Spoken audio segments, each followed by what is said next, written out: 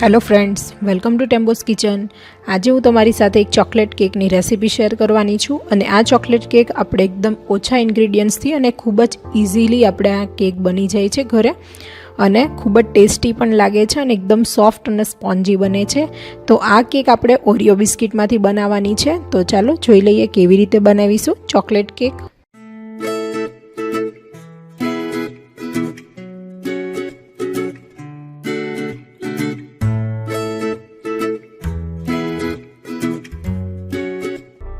તો Oreo બિસ્કિટની cake બનાવવા માટે મેં અહીંયા 35થી 36 નંગ જેટલા ઓરિયો બિસ્કિટ લઈ લીધા છે. મેં અત્યારે વ્હાઇટ ક્રીમવાળા જે ઓરિયો બિસ્કિટ આવે એ લીધા છે. હવે આ બિસ્કિટના ક્રીમને આપણે અલગ કરી લેવાનું છે. જો તમારે આઈસિંગ ન કરવું હોય, એટલે કે હું આજે ડબલ લેયરની કેક બનાવવાની છું, જો તમારે લેયર વગરની કેક બનાવવી હોય તો તમે આવી રીતે જ ક્રીમ સાથે જ બિસ્કિટનો યુઝ કરી શકો છો. તો હું અત્યારે ક્રીમ પણ બનાવવાની છું એનું, એટલે હું અત્યારે બિસ્કિટમાંથી ક્રીમ અલગ કરીને અને બિસ્કિટ પણ અલગ કરી લઈશું આપણે. તો અત્યારે બધા જ બિસ્કિટમાંથી ક્રીમ અલગ પાડી લઈશું.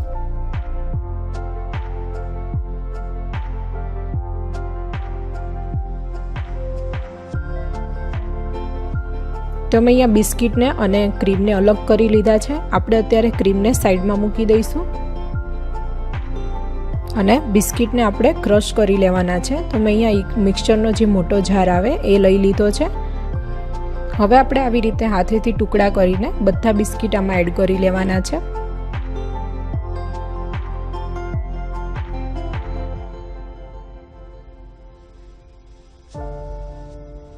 તો મેં અહીંયા બધા બિસ્કિટ એડ કરી લીધા છે. આપણે એને એકદમ સરસ પાવડરની જેમ ક્રશ કરી લેવાના છે. મેં અહીંયા ઓરિયો બિસ્કિટને પાવડરની જેમ ક્રશ કરી લીધું છે. હવે આપણે આમાં 1 કપ દૂધ એડ કરવાનું છે અને આને પણ એકદમ સરસ બેટરની જેમ મિક્સરમાં ગ્રાઇન્ડ કરી લઈશું. આપણે એનું એકદમ સરસ બેટર બનાવવાનું છે. તો મેં અહીંયા દૂધ અને ઓરિયો બિસ્કિટને એકદમ સરસ ક્રશ કરીને એનું બેટર બનાવી લીધું છે. તમે જોઈ શકો છો આટલી થિકનેસવાળું આપણે બેટર બનાવીને રેડી કરવાનું છે. તો મેં અહીંયા 35થી 36 નંગ બિસ્કિટ લીધા છે. એની સામે 1 કપ દૂધ લીધું છે અને દૂધને આપણે આવી રીતે મિક્સરમાં જ એડ કરીને ઓરિયો બિસ્કિટ સાથે મિક્સ કરીને અને બેટર બનાવી લેવાનું છે. હવે આપણે સૌથી પહેલાં એક તપેલું લઈ લેશું. હું અત્યારે તપેલામાં કેક બનાવવાની છું. તમારે જો કઢાઈમાં કાં તો કુકરમાં બનાવી હોય તો પણ બનાવી શકો છો. આપણે ગેસ ઓન કરી લઈશું અને ગેસને મીડિયમ ફ્લેમ પર રાખીને 5 મિનિટ માટે પ્રીહીટ કરી લેવાનું છે. તો ઉપર થાળી આવી રીતે મૂકીને એને પ્રીહીટ કરી લઈશું. હવે જે આપણે ઓરિયો બિસ્કિટનું બેટર બનાવેલું હતું એમાં આપણે ઈનો એડ કરવાનું છે. તો મેં અહીંયા 1 પેકેટ ઈનોનો જે રેગ્યુલર ઈનો આવે એ લીધું છે. એ આપણે આખું પેકેટ આમાં એડ કરી લેવાનું છે. જો તમારે થોડું ગળપણ વધારે જોઈતું હોય તો તમે આમાં 1 થી 2 ટેબલ સ્પૂન જેટલી શુગર એડ કરી શકો છો. પાવડર શુગર એડ કરવાની. મેં અત્યારે એડ નથી કરી, પણ આ બિસ્કિટ એકદમ સ્વીટ જ આવે છે એટલે મેં અત્યારે શુગર એડ નથી કરી. હવે ઈનો એડ કર્યા પછી આપણે એકદમ સરસ એક જ દિશામાં બરાબર મિક્સ કરી લેવાનું છે બેટરને. ઈનો એડ કરવાથી આપણું બેટર એકદમ સરસ ફ્લફી બની જશે અને પહેલાં કરતાં થોડું હલકું પણ બની જશે. તો આપણે એક જ દિશામાં આ બેટરને મિક્સ કરી લઈશું ઈનો સાથે.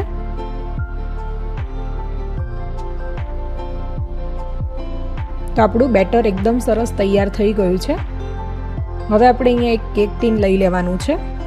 જો તમારી પાસે આવું કેક ટીન ન હોય તો તમે એલ્યુમિનિયમનો ડબ્બો હોય તો એનો પણ યુઝ કરી શકો છો. હવે આપણે એને ગ્રીસ કરી લઈશું. તો મેં અત્યારે તેલથી ગ્રીસ કરી છે.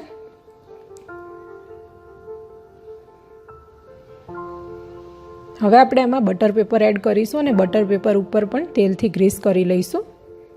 હવે આપણે બધું બેટર આ કેક ટીનમાં એડ કરી લેવાનું છે. આ બેટર એડ કરીને આપણે કેક ટીનને થોડીવાર થપથપાવી લઈશું, જેથી એર બબલ હોય તો નીકળી જાય.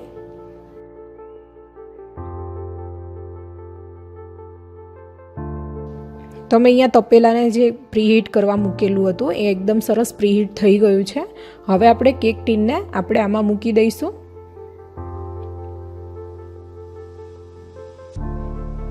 તો એકદમ કેરફુલી આપણે કેક ટીનને અંદર મૂકવાનું, કેમ કે તપેલું બહુ જ ગરમ હશે.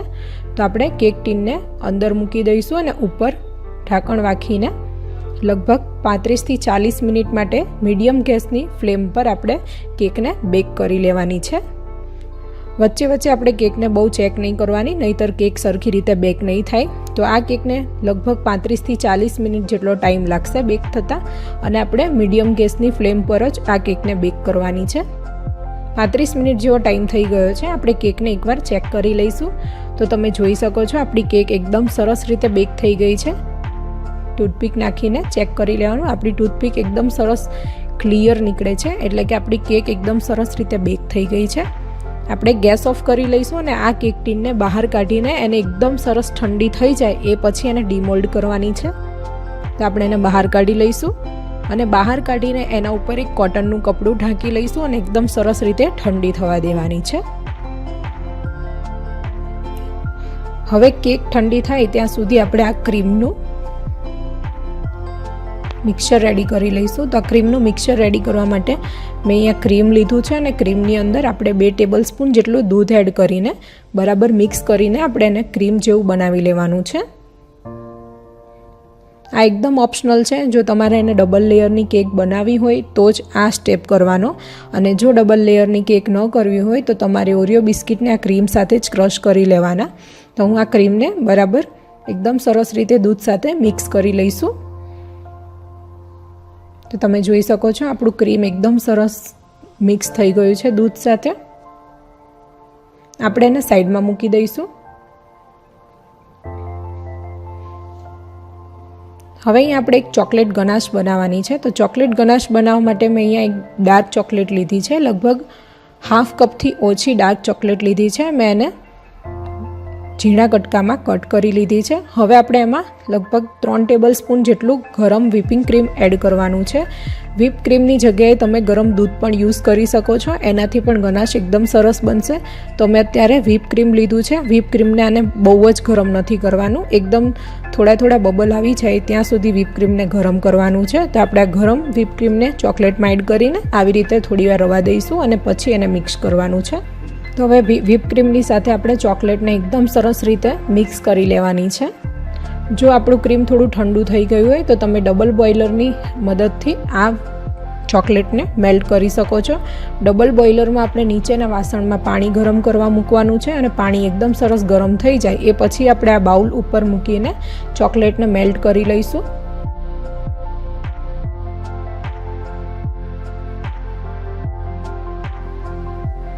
તો આપણી ચોકલેટ ગનાશ એકદમ સરસ રીતે તૈયાર છે. તમે જોઈ શકો છો આની કન્સિસ્ટન્સી આવી આપણે રાખવાની. તો આપણે એને સાઈડમાં મૂકી દઈશું. તો આપણી કેક એકદમ સરસ ઠંડી થઈ ગઈ છે. તમે જોઈ શકો છો. આપણે એને આવી રીતે કિનારીએથી ચપ્પાથી થોડું અલગ કરી લઈશું અને એક પ્લેટમાં આવી રીતે ટીનને ઊંધું કરી લઈશું અને ટીનને આપણે ઉપરથી આવી રીતે થોડું થપથપાવી લેવાનું. તો તમે જોઈ શકો છો આપણી કેક એકદમ ઇઝીલી ડીમોલ્ડ થઈ ગઈ છે અને બટર પેપરને પણ કાઢી લઈશું. તો તમે જોઈ શકો છો આપણી કેક એકદમ સરસ સ્પોન્જી બની છે અને એકદમ સોફ્ટ પણ બને છે અને એકદમ સરસ રીતે એકદમ પરફેક્ટ બેક થઈ છે.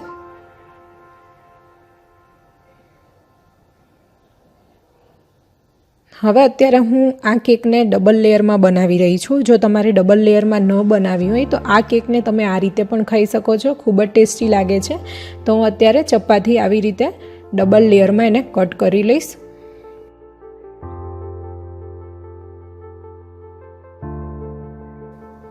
તો મેં અહીંયા કેકને ડબલ લેયરમાં કટ કરી લીધી છે. તમે જોઈ શકો છો એકદમ સરસ જાળીદાર આપણી કેક બની છે અને એકદમ સ્પોન્જી પણ બની છે. હવે આપણે આ લેયરમાં સૌથી પહેલાં સુગર સિરપથી એને ગ્રીસ કરી લઈશું. તો સુગર સિરપ આવી રીતે બ્રશથી સ્પ્રેડ કરી લેવાનું છે. સુગર સિરપ આપણે એકદમ ઇઝીલી બની જાય છે. 1 ચમચી સુગર લેવાનું અને 2 ચમચી જેટલું વોટર એડ કરીને આપણું સુગર સિરપ તૈયાર થઈ જશે. તમે સુગર સિરપની જગ્યાએ ચોકલેટ સિરપનો પણ યુઝ કરી શકો છો.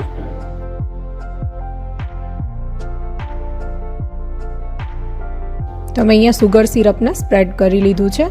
હવે જે આપણે ક્રીમનું જે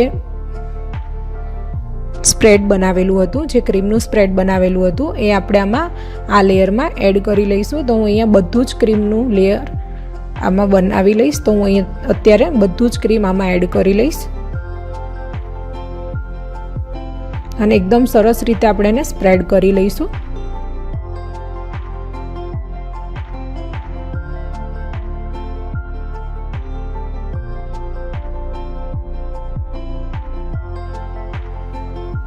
ક્રીમને એકદમ સરસ રીતે સ્પ્રેડ કરી લીધું છે. હવે જે કેકનું બીજું લેયર છે એ આપણે આમાં ઉપર મૂકી દઈશું. તો મેં અત્યારે કેકનું જે ઉપરનું લેયર છે અને આવી રીતે ઊંધું મૂકી દીધું છે, જેથી ઉપરનું લેયર એકદમ સરસ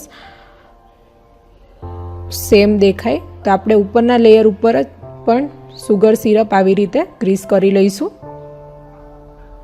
સુગર સિરપ લગાવવાથી આપણી કેક એકદમ સ્પોન્જી અને અંદરથી પણ એકદમ સરસ સ્વીટ લાગશે.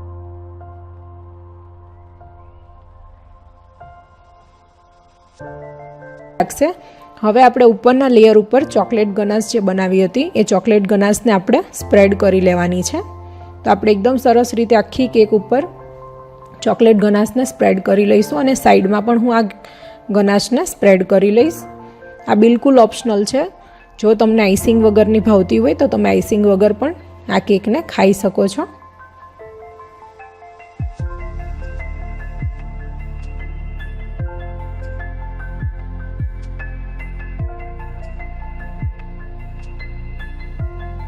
તો મેં કેકને એકદમ સરસ બધી બાજુથી ગનાશથી એકદમ સરસ કોટ કરી લીધી છે. તો હું આવી રીતે ડાર્ક ચોકલેટ લીધી છે છીણેલી. એ છીણેલી ડાર્ક ચોકલેટથી આપણે કેકને ડેકોરેટ કરી લઈશું. તમે ડાર્ક ચોકલેટની જગ્યાએ સ્પ્રિંકલ્સ પણ લઈ શકો છો. સ્પ્રિંકલ્સ પણ બજારમાં એકદમ ઇઝીલી મળી રહે છે. પણ જો તમારી પાસે સ્પ્રિંકલ્સ ન હોય તો તમે કેક ઉપર આવી રીતે ચોકલેટથી પણ ડેકોરેટ કરી શકો છો. તો હું આ ચોકલેટને ઉપર અને સાઈડમાં બધે જ કેકને આ ચોકલેટથી કોટ કરી લઈશ.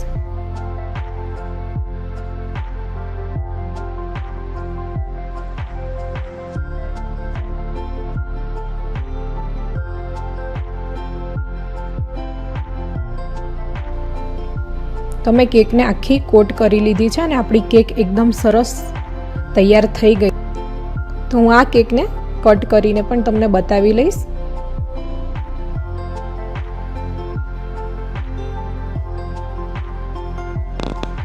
તો તમે જોઈ શકો છો કેક એકદમ સ્પોન્જી બની છે અને એકદમ બહાર જેવો જ આનો ટેસ્ટ આવે છે અને એના લેયર્સ પણ ખૂબ જ સરસ લાગે છે. તમે જોઈ શકો છો જે આપણે ક્રીમનું લેયર બનાવ્યું હતું એ ક્રીમનું લેયર પણ આમાં ખૂબ જ સરસ લાગે છે. તો તમારે આમાં વ્હીપ ક્રીમની પણ જરૂર નથી પડતી. બિસ્કિટના ક્રીમથી જ તમે એને આઈસિંગ કરી શકો છો.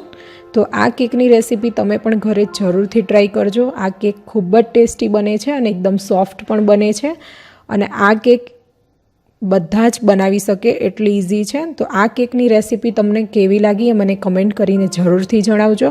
જો તમને મારી રેસીપી સારી લાગી હોય તો પ્લીઝ એને લાઇક અને શેર જરૂરથી કરજો.